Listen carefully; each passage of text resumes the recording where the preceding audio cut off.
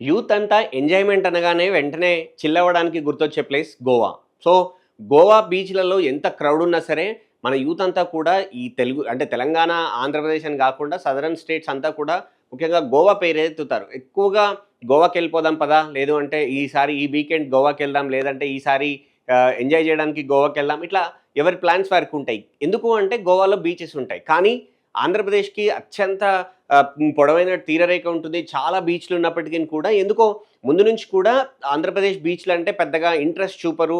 అక్కడ ఫెసిలిటీస్ ఉండవనో, లేకపోతే అక్కడ బీచ్‌లు సరిగ్గా ఉండవు అనేది చాలా రోజు అంటే ఎక్కువ మంది చేసేటువంటి కంప్లెయింట్. పైగా గోవా బీచ్‌లంటే కూడా గోవా బీచ్‌లు చాలా అందంగా ఉంటాయి. అక్కడ ఫెసిలిటీస్ బావుంటాయి. ఏర్పాట్లు బావుంటాయి. వాటితో పాటు అవన్నీ ఉండేసరికి అక్కడికి ఫారినర్స్‌తో పాటు మిగతా స్టేట్స్ నుంచి కూడా ఎక్కువ మంది జనం వస్తారు అనేది ఒక రకమైనటువంటి అభిప్రాయం ఏర్పడింది. అయితే ఇప్పుడున్నటువంటి పరిస్థితుల్లో టూరిజం నుంచి వచ్చేటువంటి అనేది చాలా కీలకం. టూరిజం ఏ రాష్ట్రానికైనా సరే టూరిజం బిజినెస్ అనేది చాలా ఇంపార్టెంట్ కాబట్టి, సో ఆంధ్రప్రదేశ్ ప్రభుత్వం కీలకమైనటువంటి నిర్ణయం తీసుకుందని చెప్పుకోవచ్చు. ఇప్పటికే టెంపుల్ టూరిజంలో అద్భుతంగా ముందుకు సాగుతున్నటువంటి ఏపీ ఇప్పుడు తీర ప్రాంతాన్ని ముఖ్యంగా ఈ బీచెస్‌కి సంబంధించినటువంటి టూరిజాన్ని డెవలప్ చేయాలని చెప్పి నిర్ణయం తీసుకుంది. చాలా కాలంగా వీటికి సంబంధించినటువంటి ప్లానింగ్స్ అవన్నీ నడుస్తున్నప్పటికీ కూడా ఎప్పుడు కూడా పూర్తి స్థాయిలో పట్టాలెక్కని పరిస్థితి.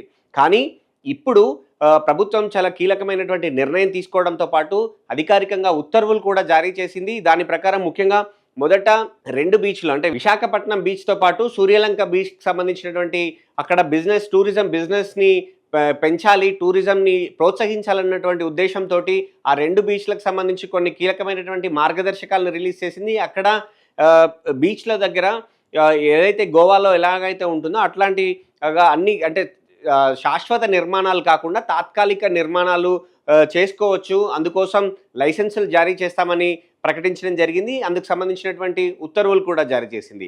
ప్రభుత్వం ఇచ్చినటువంటి తాజా ఉత్తర్వుల ప్రకారం అక్కడ దాదాపు 1350 స్క్వేర్ ఫీట్ల వరకు ఒక తాత్కాలికమైనటువంటి నిర్మాణాలు చేసుకోవచ్చు. అలాగే అక్కడ అంటే ఏదైతే సింపుల్ ఆల్కహాల్‌తో అంటే తక్కువ ఆల్కహాల్ శాతంతో ఏవైతే బెవరేజెస్ ఉంటాయో అంటే బీర్ కావచ్చు, లేదు అంటే వైన్ కావచ్చు, లేదంటే రెడీ టు ఫ్రూట్ జ్యూస్ కావచ్చు, రెడీ టు డ్రింక్ జ్యూసెస్ ఇట్లాంటివన్నీ కూడా అమ్ముకోవడానికి ఆ బీచ్‌కి సంబంధించినటువంటి పరిసర ప్రాంతాల్లో అమ్ముకోవడానికి అనుమతి ఇచ్చింది. అలాగే అక్కడ ఖచ్చితంగా అంటే భోజనకు సంబంధించినటువంటి ఏర్పాట్లు కూడా చేసుకోవచ్చు. దీనికి సంబంధించి ప్రతి సంవత్సరం ఒక లైసెన్స్ ఫీజు కూడా చెల్లించాల్సి ఉంటుంది. సదరు సంస్థలు ఏవైతే ఇక్కడ నిర్మాణాలు చేయడానికి ఇంట్రెస్ట్‌గా ఉంటాయో అవన్నీ కూడా 7.5 లక్షల ఫీజు తోటి అక్కడ నిర్మాణాలు చేసుకోవచ్చు అనుమతి తీసుకొని.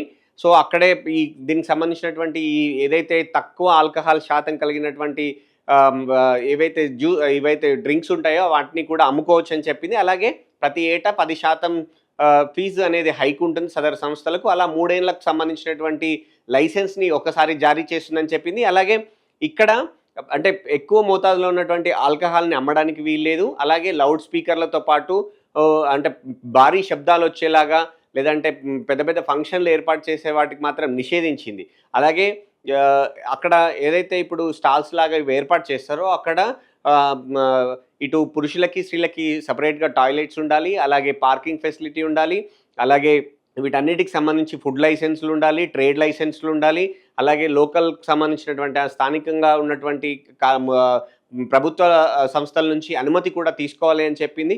సో, ఇవన్నీ ఉన్న తర్వాత అన్నీ పక్కాగా ఫైర్ సేఫ్టీతో పాటు అన్ని నిబంధనలు పక్కాగా పాటిస్తూ కొత్తగా ఏదైతే సంస్థలు ఏవైతే ఉంటాయో వాటికి అనుమతులు ఇవ్వచ్చు అని చెప్పి ప్రభుత్వం మార్గదర్శకాలను అయితే రిలీజ్ చేసింది. సో, ఒక రకంగా చెప్పొచ్చు అంటే ఓవర్ క్రౌడ్ అయినటువంటి గోవా బీచ్‌లకు ఆల్టర్‌నేట్‌గా ఆంధ్రప్రదేశ్ బీచ్‌లని డెవలప్ చేసే ఉద్దేశంతోటి ప్రభుత్వం ఈ నిర్ణయం తీసుకుందని చెప్పుకోవచ్చు. ఒక రకంగా అంటే యూత్‌ని అట్రాక్ట్ చేసే అలాగే ఇటు కుటుంబ సభ్యులతో కూడా అంటే తీర ప్రాంతాలకు వెళ్ళి చిల్ అవ్వాలి, లేదంటే ఎంజాయ్‌మెంట్ కోసం వెళ్ళనే వాళ్ళకి కావచ్చు, అలాగే కుటుంబ సభ్యులతోటి ఇట్లా టూర్స్‌కి వెళ్ళాలి అనుకునే వాళ్ళకి మంచి స్పాట్స్‌గా వీటిని తీర్చిదిద్దబోతా ఉన్నారు. విశాఖపట్నం బీచ్‌తో పాటు సూర్యలంక బీచ్‌కి సంబంధించినటువంటి ఈ 2 బీచ్‌ల కోసమైతే తాజాగా మార్గదర్శకాలు విడుదల చేసిందని చెప్పుకోవచ్చు. ఈ బీచ్ షాక్ పాలసీకి సంబంధించి ఈ 2 చోట్ల మొదట అలో చేసిన తర్వాత అక్కడున్నటువంటి పరిస్థితులు కావచ్చు, లేదు అంటే అక్కడ వచ్చేటువంటి ఇబ్బందులు కావచ్చు, అంటే పోలీసింగ్ అక్కడ ఎలా పటిష్టంగా ఉంది, లేదంటే ఎక్కడైనా లోపాలున్నాయో చూసుకొని వాటిని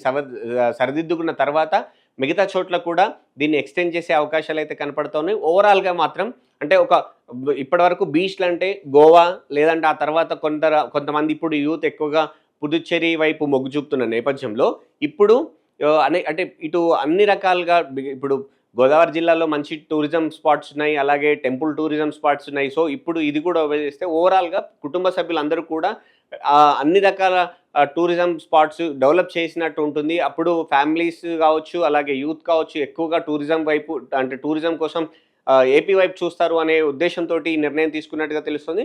మొత్తంగా అయితే ఈ పాలసీ కృష్ణలంక బీచ్‌తో పాటు విశాఖపట్నం బీచ్‌లో అయితే మొదట ఓపెన్ చేయబోతా ఉన్నారు. దీని తర్వాత అప్పుడున్నటువంటి పరిస్థితులను బట్టి మార్పులు, చేర్పులు చేసుకొని మిగతా బీచ్‌లకు కూడా ఎక్స్‌టెండ్ చేసే అవకాశాలైతే కనపడుతున్నాయి.